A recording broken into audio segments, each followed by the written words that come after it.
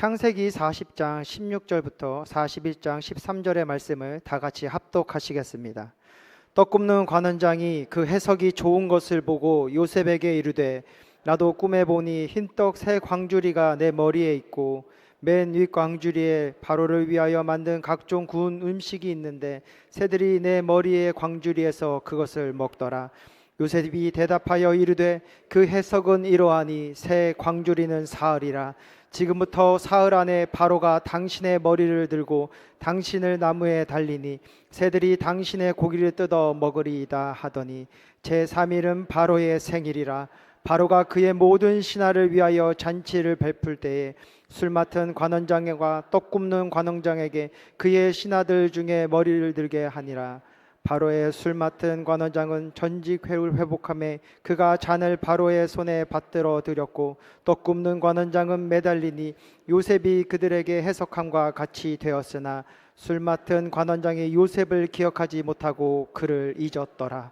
만 2년 후에 바로가 꿈을 꾼즉 자기가 나일 강가에 서 있는데 보니 아름답고 살찐 7 암소가 강가에서 올라와 갈밭에 뜯어 묶어먹고 그 뒤에 또 흉하고 파리한 다른 7 암소가 나일 강가에서 올라와 그 소와 함께 나일 강가에 서 있더니 그 흉하고 파리한 소가 그 아름답고 살찐 7 소를 먹은지라. 바로가 곧 깨었다가 다시 잠이 들어 꿈을 꾸니 한 줄기에 무성하고 충실한 7 이삭이 나오고 그 후에 또 가늘고 동풍에 마른 7 이삭이 나오더니 그 가는 7 이삭이 풍성하고 충실한 7 이삭을 삼킨지라. 바로가 깬즉 꿈이라. 아침에 그의 마음이 번민하여 사람을 보내어 애굽의 점술가와 현인들을 모두 불러 그들에게 그의 꿈을 말하였으나 그것을 바로에게 해석하는 자가 없었더라. 술 맡은 관원장이 바로에게 말하여 이르되 내가 오늘 내 죄를 기억하나이다. 바로께서 종들에게 놓아사 나와 떡 굽는 관원장을 친위대장의 집에 가두셨을 때에 나와 그가 하룻밤에 꿈을 꾼즉 각기 뜻이 있는 꿈이라. 그곳에 친위대장의 종된 히브리 청년이 우리와 함께 있기로 우리가 그에게 말하매 그가 우리의 꿈을 풀되 그 꿈대로 각 사람에게 해석하더니 그 해석한 대로 되어 나는 복직되고 그들은 매달렸나이다. 아멘. 우리가 살아가면서 주님을 가까이 하고 함께 하고 그분을 노래하고 또 그분의 말씀과 영향력을 받고 산다는 것이 얼마나 복된 일인지 다 말로 표현할 수가 없을 것입니다. 오늘도 주님의 날이요 주님이 함께 하시는 복된 시간인 것입니다. 여러분이 기대하고 바라는 대로 특별히 믿음대로 이루어지기를 바랍니다. 그분은 도둑질하고 죽이고 멸망시키려는 악한 원수 흑암의 세력을 물리치시고 생명을 얻되 풍성히 얻게 하도록 하시는 그 생명의 역사를 가져오신 분이신 것입니다. 따라서 오늘 예배를 통해서 여러분 둘러치게 있는 어두운 무거운 기운들이 7길로 쫓겨나가고 주님의 은혜와 기쁨과 생명과 그리고 행복이 가득한 성령의 기운으로 가득히 체험받게 되기를 바랍니다. 어제는 어린이날이었습니다. 우리 교회에서도 어린이들을 위한 복된 행사를 가졌어요. 우리 장로님들을 비롯해가지고 각 기관에서 열심히 수고하시고 준비하시고 애쓰고 우리 교구에서도 힘쓰시고 해서 약 한 2천여 명이 다녀갔어요. 해를 거듭할수록 방문하는 분들이 숫자가 늘어나고 있어요. 어제는 그동안의 행사 때보다 가장 많이 동참하고 또 즐거움을 나눈 시간이라 그렇게 평가를 하고 있습니다. 이 시간을 통해서 어제 아침부터 저녁 늦게까지 한 달 전부터 준비해 오신 모든 우리 성도 여러분들의 노고에 깊이 감사드리고 또 축복합니다. 하나님 기뻐하시고 또 참석한 분들뿐만 아니라 제 3자가 봐도 참 보기 좋은 행사였습니다. 이를 통해서 오직 예수 그리스도의 이름이 흩날리고 기억되고 또 흔적이 남게 되기를 기대하고요. 무엇보다 우리 모두가 주의 이름으로 성령으로 하나 됐다는 데 의미가 있습니다. 시너지가 있는 거죠. 다 기쁘고 보람찼기 때문입니다. 뿐만 아니라 대사회의 빛과 소금의 사명을 감당했다는 점에 있어서 또 우리가 책임을 어느 정도 감당하지 않았나 생각하면서 동시에 내면적으로는 자부심을 갖게 됩니다. 하나님께서 우리 교회 들어 사용해 주신 거 감사드리고 박수 한번 하십시다. 할렐루야.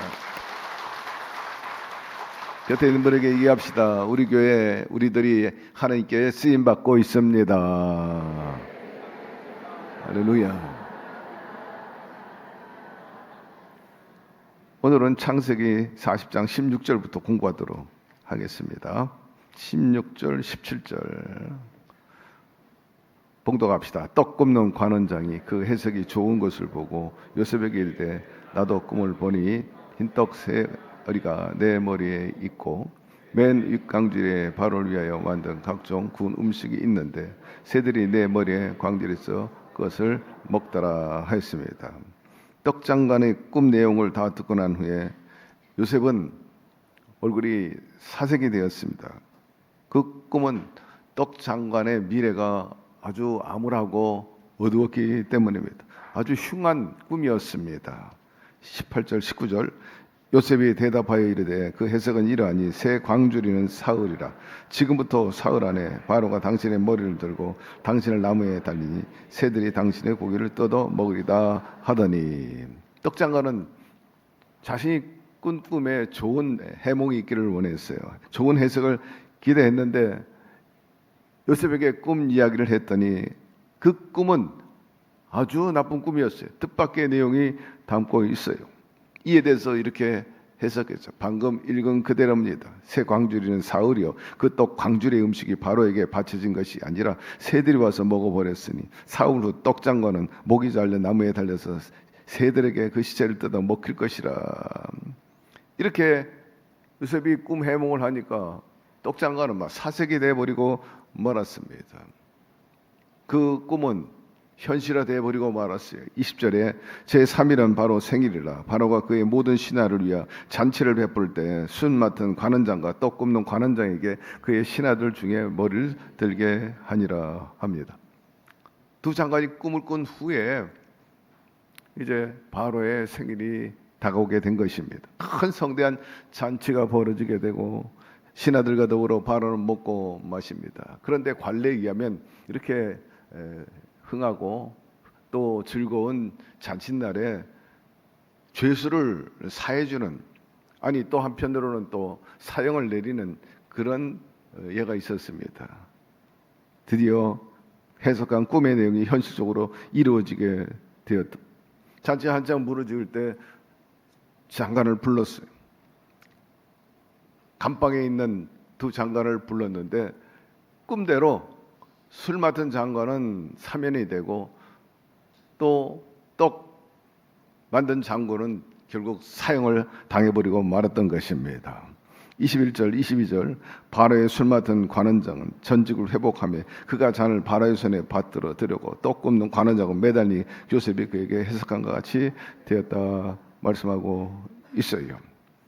요셉의 꿈이 결코 헛된 꿈 해몽이 아니었다는 것입니다. 그리고 그 꿈도 개꿈도 아니었어요. 하나님이 그런 꿈을 꾸게 하신 것입니다. 요셉이 해몽한 그대로 말 그대로 이루어졌어.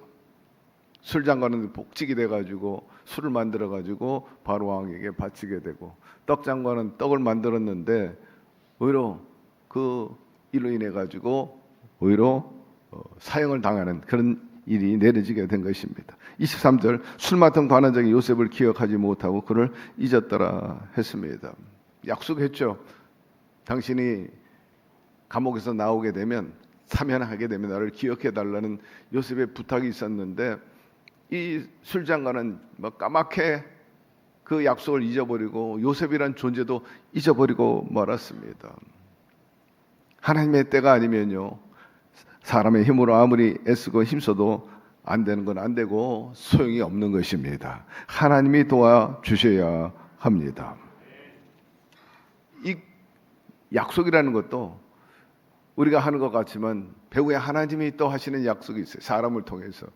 그것은 하나님의 때가 돼야 그것이 성취되는 것입니다. 이 술장관이 전혀 기억을 못하는 거예요.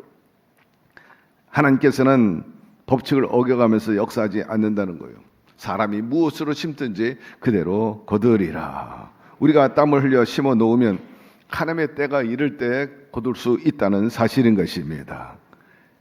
요셉이 술장관과 떡장관 꿈을 해석해 줬는데 요셉에게 있어서는 그것이 기억의 씨앗이 되었습니다. 그 술장관 역시 기억의 씨앗이 심겨졌는데 그 씨앗이 싹을 트고 열매 맺고 하기까지는 자그마치 2년이라는 세월이 걸렸어요. 술장관은 요셉과 약속한 것을 아주 까맣게 잊어버렸다는 것입니다.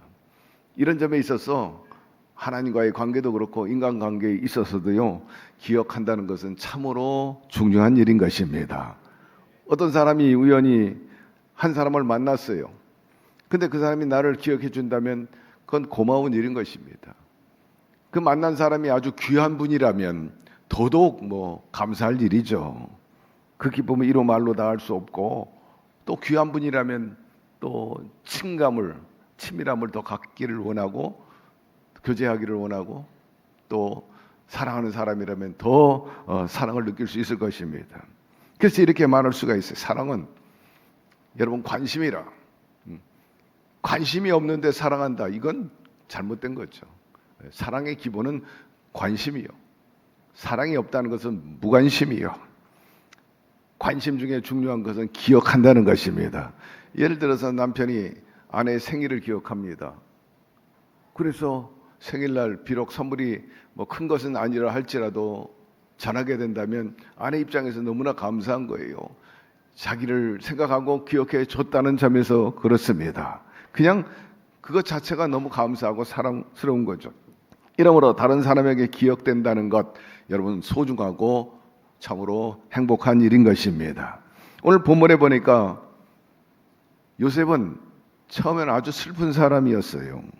술 맡은 관원장이 요셉을 기억해 줘야 되는데 기억하지 않았기 때문에 요셉의 입장에서는 아주 절망 그리고 슬픔이 가득하게 되었습니다.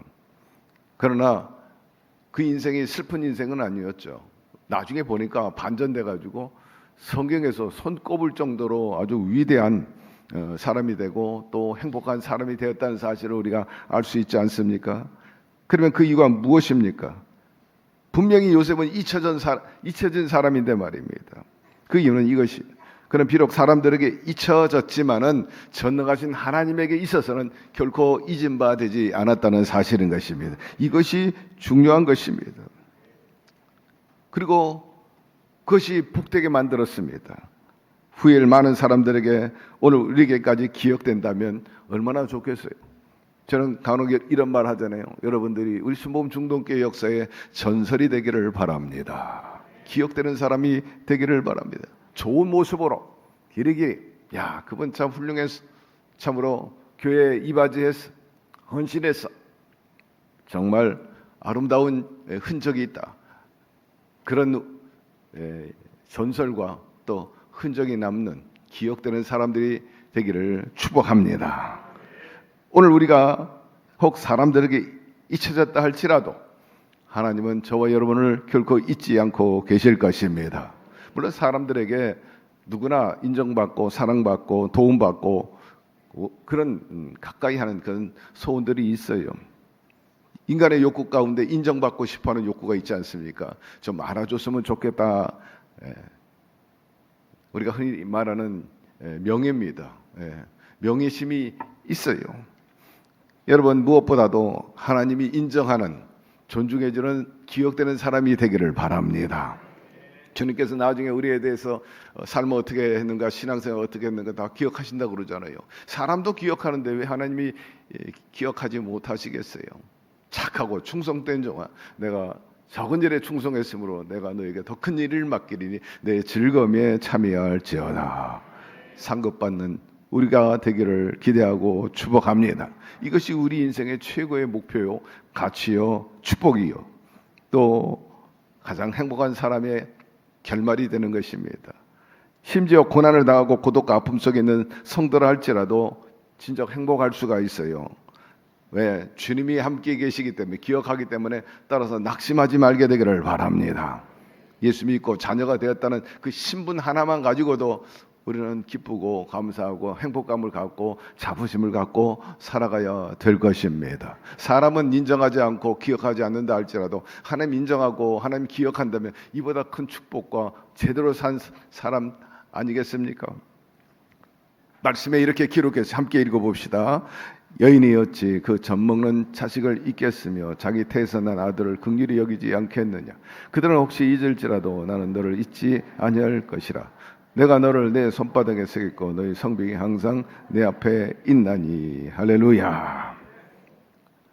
우리가 비록 고난 중에 있다 할지라도 역경 속에 있다 할지라도 하나님이 기억하신다면 결코 우리를 외면하지 않게 될 것이에요. 우리가 주님을 위해서 헌신한다는 것은 결코 낭비가 아니에요. 반드시 하나님께서 기억하시고 보상해 주는 것입니다. 히스기야가 죽을 병에 걸렸을 때 벽을 바라보면서 눈물로 기도합니다. 야훼 하나님 아버지, 나의 젊은 시절에 어떻게 하나님께 했는지에 대해서 기억하여 주시옵소서. 그는 25살의 왕이가 돼가지고 아하스 아버지가 섬겼던 우상 산당 그 모든 것들을 다 부셔버렸어요. 다 깨부셨다. 누수단이라 저건 노조각에 불과하다. 백성들에게 야훼 하나님을 섬겨야 복을 받을 수 있다 하고 전부 종교개혁을 일으키고 하나님만 섬기게 했고, 말씀해 보니까 하나님과 연합함으로 그 어디로 가든지 형통하게 되었다. 아버지 때 빼앗겼던 땅도 회복하고 그들을 그렇게 괴롭혔던 아수르 왕 사네립의 목도 하나님이 날려버리게 하고, 그리고 끝에는 죽을 병에 걸렸지만은 하나님께서 그 젊은 시절을 기억해가지고 그래 내 말이 맞다. 너는 15년 더 살게 될 것이라 축복해 준 것을 알 수가 있어요. 하나님도 잊어버리지 않아. 여러분도 잊지 않을 것이.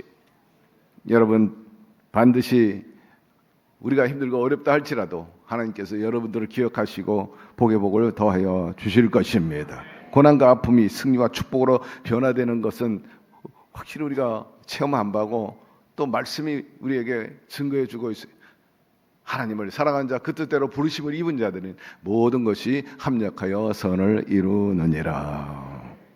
이러므로 사랑하는 성도 여러분, 비록 내게 도움이 되는 사람이 없다 할지라도, 세상 사람들이 나를 알아주지 않는다 할지라도 하나님이 나를 기억하고 계시고 나를 보호하시고 인도하시고 늘 함께 하신다는 사실을 생각하면서 여러분 더 하나님을 사랑하고 그분의 은혜에 사랑받고 살게 되기를 주의 이름으로 축원합니다. 요셉은 사람에게는 잊혀진 사람이지만 요셉은 하나님과 더 가까이 갈 수 있는 계기를 얻게 되었다는 사실인 것입니다. 창세기 41장으로 넘어갑시다. 1절. 만 2년에 바로가 꿈을 꾼 중 자기가 나일강에 서 있는데, 요셉은 술 장관이 출국한 이후에 감방에서 막 하루하루를 기다리고 있는 거예요. 술 장관이 나를 기억해 주기를 바란다. 소식이 없는데 그렇게 되다 보니까 막 소망이 꺾여 삶에 막 시들해집니다. 절망에 빠져 2년간을 기다리는 동안에는 아무런 변화가 없었어요. 그러나 변화가 있었다면 요셉의 자아가 더 깨어졌다는 것입니다. 여러분, 우리의 자아가 깨어져야 되는 거예요. 주 앞에 서 있고 목이 곧고 내 자신을 드러낸다면 여러분, 주님께서는 온전히 쓰지 않아요. 나를 내려놓고 나를 비우라 말씀하고 있습니다. 자기 십자가를 지고 나를 따를 것이니라. 2년 동안 완전히 막 깨어졌습니다. 막 박살났어요. 더 이상 막 희망이 없는 겁니다. 이 2년의 기간은 인간적으로 볼 때 요셉에게 완전한 절망의 기간으로 보이지만 복이 이제 잉태하기 시작한 거예요. 복이 서서히 자라기 시작한 기간인 것입니다. 그 2년 동안 하나님께서 요셉에게 바란 것이 있다면 좀 더 기도하라는 것입니다. 더 하나님만 의지하라는 그런 믿음의 성숙을 위한 기간으로 삼으셨고, 드디어 잉태하니까 만삭이 돼가지고 때가 되니까 이제 축복을 이제 생산하게 된 겁니다. 바로의 그 마음에 움직여가지고요, 하나님께서 바로를 통해서 꿈을 꾸게 한 거예요. 어찌 그런 일이 있을 줄 상상이나 예상이나 할 수 있었겠어요. 꿈 얘기가 꿈 얘기로 이어져 가지고 꿈으로 귀결되는 것을 보는데 하나님의 섭리가 아니고는 우리가 이것을 이해할 수가 없는 거죠. 2절 4절 봅시다. 아름답고 살찐 7 암소가 강가에서 올라와 갈밭에서 뜯어 먹고 그 뒤에 또 흉하고 파리한 다른 7 암소가 나일강에서 올라와 그 소와 함께 나일강가에 서 있더니 그 흉하고 파리한 소가 그 아름답고 살찐 7 소를 먹은지라 바로가 곧 깨었더라 말씀하고 있어요. 바로의 꿈은 참 의미심장한 꿈이었습니다. 하나님께서는 바로에게 같은 꿈을, 같은 내용, 맥락을 같이 하는 꿈을 2번이나 꾸게 하십니다. 2번이나 꿈에 그런 내용을 보였다는 것은 확실히 이루어질 것을 암시하는 거죠. 요셉이 17살 때 꿈을 꿨어요. 그때 자기 별을 향해서 해와 달과 형제의 별들이 둘러싸인 꿈, 그리고 추수에 세운 그 볕단, 자기를 중심으로 해서 형제와 부모의 볕단이 이렇게 쓰러지고 절하는 모습, 거의 맥락을 같이 하는 꿈을 2번 꿨습니다. 이 2번이라는 게 의미가 있다는 거죠. 바로도 2번 꾸고 예수님께서 제자들에게 복음을 전파하러 갈 때 2씩 짝을 져서 보냈습니다. 2이라는 숫자는 확실한 이루어질 것을 보여주는 꿈이죠. 암시입니다. 바로가 꿈을 꿨는데 나일 강변에 바로가 서 있어요. 그런데 그 강에서 아주 살찌고 토실토실한 그런 7마리 암소가 올라와서 강변에 있는 그 갈대와 풀을 뜯어먹고 있는 겁니다. 근데 얼마 있지 않아 가지고 피골이 상접하고 흉한 7마리 소가 또 올라와 가지고 그 살찐 암소 7마리를 다 잡아먹는 끔찍한 일이 벌어지고 말았어요. 바로가 막 깜짝 놀라 가지고 깨었습니다. 하나님께서 주시는 그 계시의 꿈은요, 아침에 깨어도요 결코 사라지지 않아요. 잊어버리지 않습니다. 그러나 개꿈이나 비몽사몽 간에 깬 꿈은요 잊어버려요. 머릿속에 때로는 어지럽고 그 내용이 뭐가 뭔지 잘 알 수가 없어요.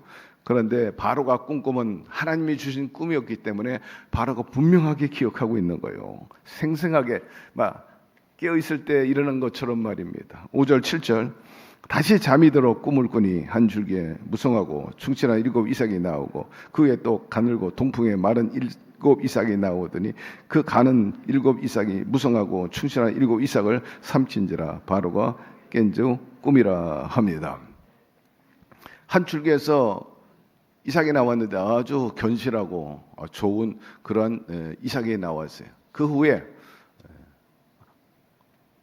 큰 아들이 나왔는데 둘째 아들이 나온지 모르지만 둘째 아들은 비실비실한 게 나온 겁니다. 아주 파리하고 가늘고 동풍에 마른 그런 이삭이 나왔는데 뒤늦게 나온 7 이삭이 살찌고 포동포동한 이삭이 아주 견실한 이 이삭을 다 잡아먹는 거예요. 아주 별로 좋지 않은 꿈인데 살찐 송아지를 피골이 상접한 그 소가 다 잡아먹은 것과 맥락을 같이 하는 꿈이었죠. 실제로 본 것처럼 선명하게 여기자 바로는 도대체 이게 무슨 꿈인가 하고 번민하게 됩니다. 그래서 이제 점술가 그리고 현인을 불렀다고 그럽니다. 8절에 보니까 아침에 그의 마음이 변하여 번민하여 사람을 보내어 애굽의 점술과 현인들을 모두 불러 그들에게 그의 꿈을 말하였으니 그것을 바로에게 해석하는 자가 없었더라 합니다. 이렇게 꿈 2개 꾸니까 이해도 안 되고 해몽이 잘 안 돼요. 그러니 당사자 바로가 막 답답하게 그지없고 대체로 이런 해몽은 점술사라든지 좀 현명한 사람들 해석을 요구할 때가 있잖아요. 지금도 꿈에 대해서 해석해달라 하는 그런 일을 갖다가 무당이라든지 점술가 찾아가는 사람도 있고 때로는 목사님들 찾아오는 경향도 있습니다만. 그래서 바로는 애굽의 그 점술사 그리고 현인들, 박사들이라고 할까요? 그들에게 해몽을 부탁하게 된 것입니다. 꿈을 해석해 보아라. 그래서 점술가들과 현인들이 모여가지고 머리를 맞대면서 꿈 해몽을 하려고 하는데 도무지 알 수가 없어요. 왜 그랬을까요? 여러분 하나님이 주신 꿈은요 하나님이 해석해 줘야 되는 거예요. 성령을 통해서 해석이 되는 것이지 인간의 지혜에 어떤 경험을 통해서 해석될 수 있는 것은 결코 아닙니다. 그러니 이런 경우에 답을 내놓지 못하면 바로 왕이 노하게 될 것이고, 너희들 뭐 하는 것들이냐, 이런 것도 해석도 못하고, 그러니 뭐 거짓말로 할 수도 없고 말입니다. 그래서 박사들, 이 현인들, 또 점술가도 서로 얼굴만 쳐다보면서 먹고 두려워 떨고 있는 것입니다. 여러분, 아무도 꿈을 해석하지 못하자 바로가 막 심히 대노하게 되고, 그로 인해서 왕궁에는 막 긴장감이 가득하고 신하들은 막 스트레스로 가득 차게 된 것입니다. 아주 특별히 점술가와 이 현인들, 박사들은 막 위태로운 지경에 빠지게 되었습니다.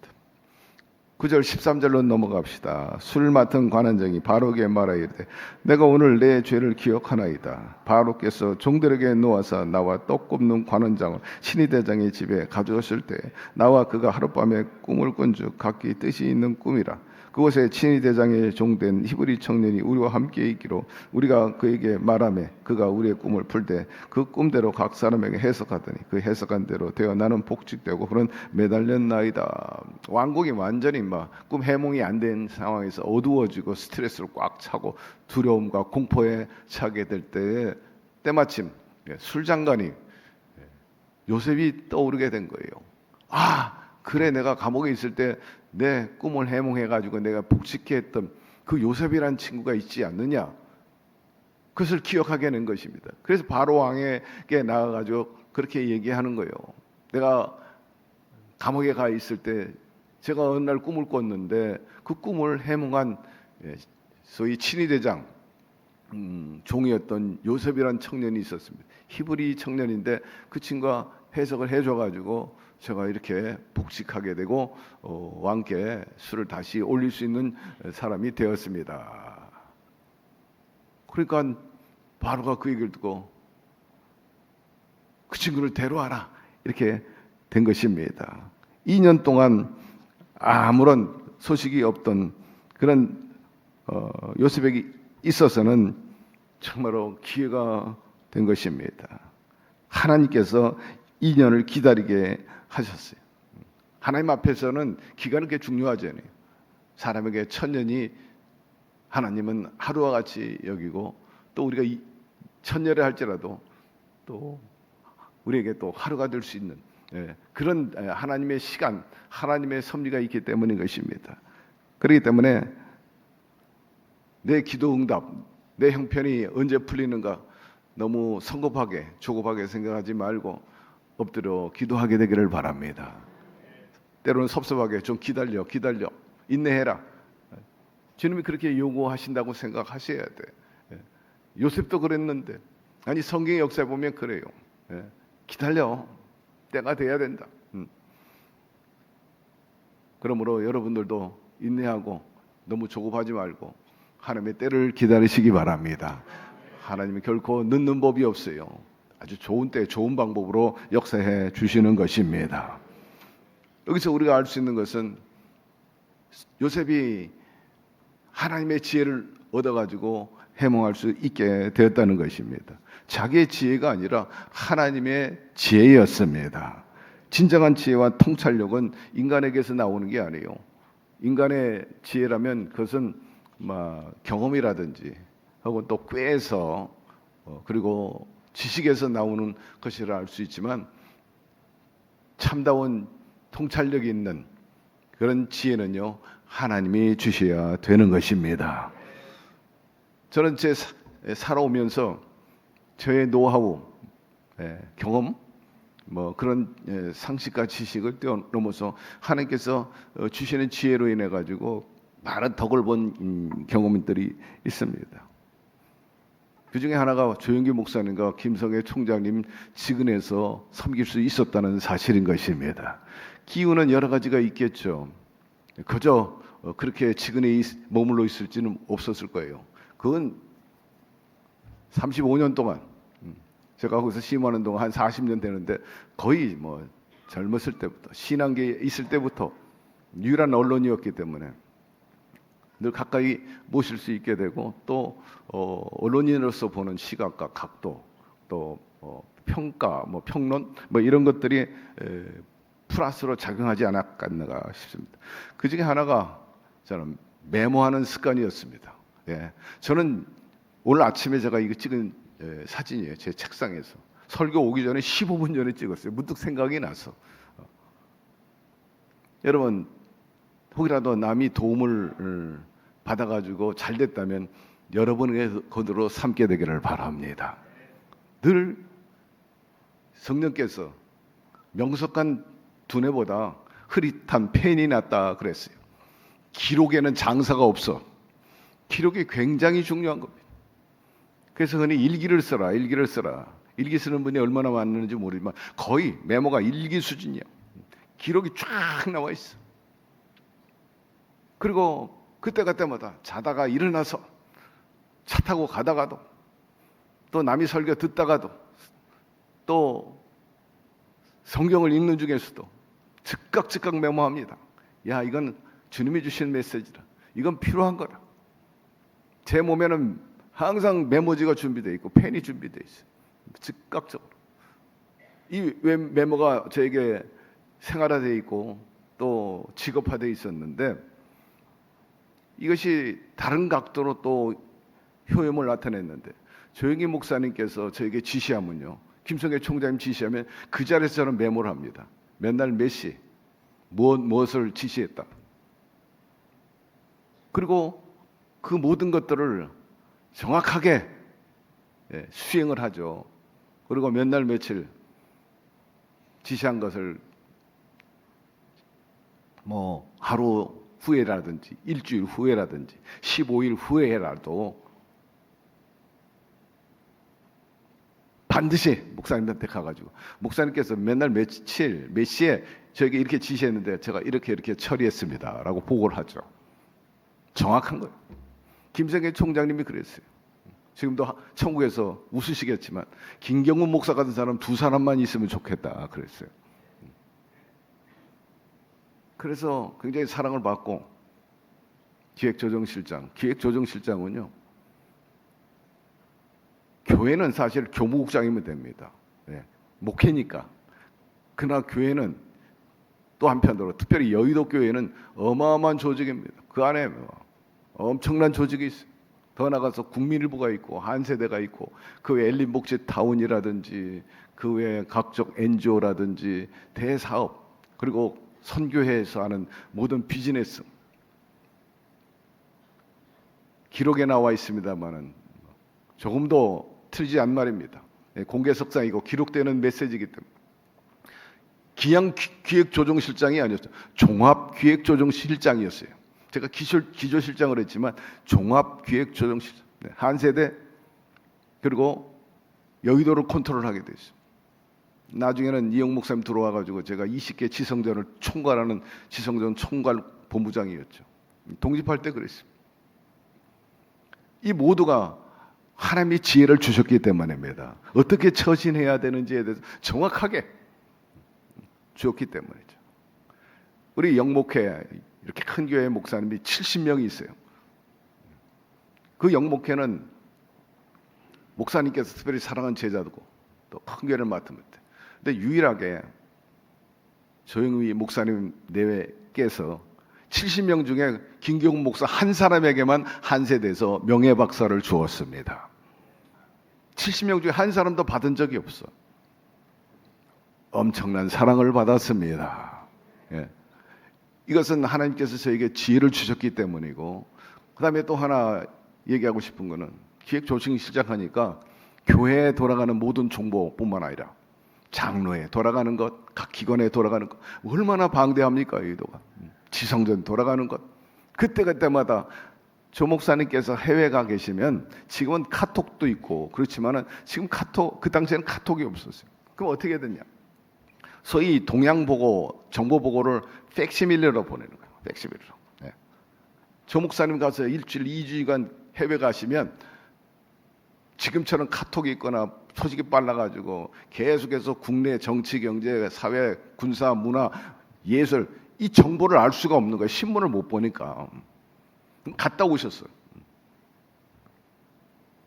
그러면 제가 우리 기획조정실장 직원들과 매일같이 모든 신문을 갖다 서머라이즈 하는 거예요. 전부 요약하는 거예요. 그래서 정보보고를 올려요. 그래서 계속해서 팩시밀러 넣어드리는 거예요. 선교회식 가서 계속해서 받아오시고 매 시간마다 받아보는 뿐만 아니라 교회 안에 있는 모든 움직임에 대해서, 정서에 대해서 정확하게 보고해드려요. 그런 사람이 없어. 그건 제가 언론사 출신이었기 때문에 가능했던 거죠. 그러니까 너 제일 편해. 다른 분들은 목회하느라고 바빠. 저는 직원에서 계속해서 서포팅 해드리니까. 나중에는 여의도 수목교회 수목음 선교회 상임이사로서 조 목사님 다음으로 모든 재산을 맡겼어요. 여의도 교회 재산이 얼마인지, 현금을 얼마나 갖고 있는지 유일하게 알고 있었던 사람 중에 하나고, 나중에는 평양 심장병원 할 때 제가 조 목사님 다음 책임자였어요. 통일부에 제 이름으로 올라가서 그 건설을 시작하게 돼요. 목사님 모시고 평양도 갔다 오고 진행을 했어요. 제가 오늘 굳이 제 대해서 자랑 같은 얘기를 한 이유는 뭐냐? 역사적인 사실이고 또 기록에 남아있는 일들이기 때문에 합니다만은, 여러분, 하나님의 지혜가 필요합니다. 거저되는 게 없어요. 남이 하지 않는 것에 대해서 좀 더 헌신하고 충성하고 변함없이 나가면 하나님께서 도와주시고 더 크게 사용해 주시는 것입니다. 그리고 인내가 필요해요. 신실함이 있어요. 요셉은 억울하게 감옥에 갇혔지만 끝까지 성실했어요. 하나님에 대해서. 그리고 오랜 기다림 속에서도 하나님 나 잊어버리셨나? 나를 버리셨나? 그래서 유감을 갖거나 또 원망하는 그런 모습이 없어요. 끝까지 하나님에 대한 신뢰를 했다. 기다렸다는 거예요. 하나님께서 그걸 귀하게 보시고 높이 들어 사용하여 주셨다는 것입니다. 겸손한 태도 말입니다. 요셉은 꿈 해몽한 다음에 내가 했어 그렇게 얘기하잖아요. 모두 다 하나님이 하신 것입니다. 권세를 얻을 때도 자신을 높이지 않고 하나님께 영광을 돌렸다는 사실이죠. 고난이 기회가 되는 것입니다. 감옥에서의 시간이 끝내 요셉을 하나님 바로 앞에 서게 한 길이 되었다는 겁니다.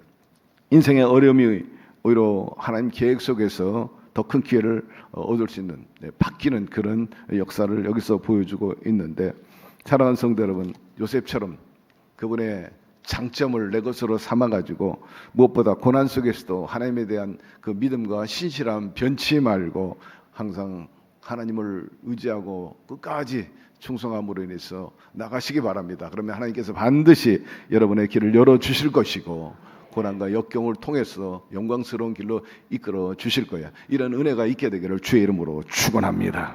하나님 아버지 감사합니다. 오늘 요셉의 꿈 해몽을 통해서 어떻게 역사했는가에 대해서 배울 수 있게 하여 주시니 감사드립니다. 요셉의 생애 속에서 또 믿음의 선지를 통해서 유익이 되는 것들은 다 마음에 캐치하고 마음에 담아서 실행함으로 인해서 신앙과 삶을 성공으로 이끌어 나가는 저희들이 되게 하여 주시옵소서. 예수님의 이름으로 기도드리옵나이다. 아멘.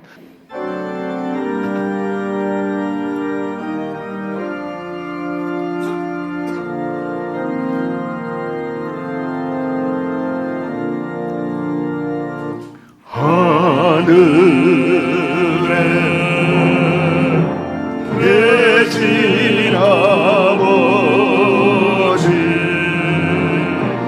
이름 거룩하사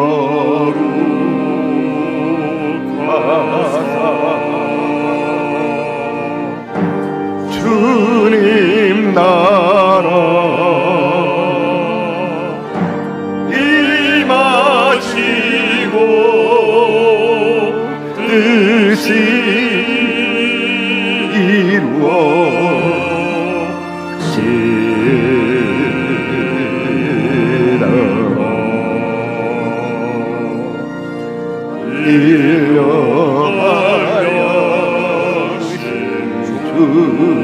주시고 우리들의 그 죄 다 용서하옵시고 또 시험에 들게 마시고 악에서 구원하소서. 주옵소서.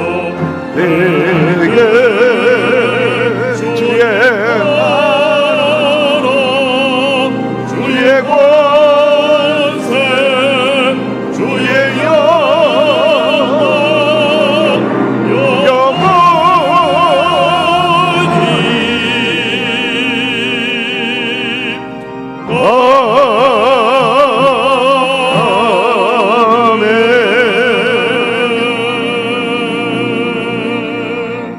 지금은 우리 주 예수 그리스도의 놀라우신 은혜와 하나님 아버지의 극진하신 사랑하심과 보혜사 성령님 늘 함께 하시고 동행하시고 지키시고 길을 열어주시고 합력의 선을 이루어주신 역사하심이 요셉의 꿈을 통해서 선한 역사를 베푸심으로 인해서 큰 기사와 이적을 가져온 것처럼 그래도 요셉의 신앙과 요셉의 성품과 태도를 통해서 요셉처럼 복을 받아 누리며 살아가기를 원하는 예배 참석한 모든 우리 성도 개인 가정 사업 자녀 생활 전체 위에 지금부터 영원토록 함께 계시기를 간절히 축원하옵나이다. 아멘.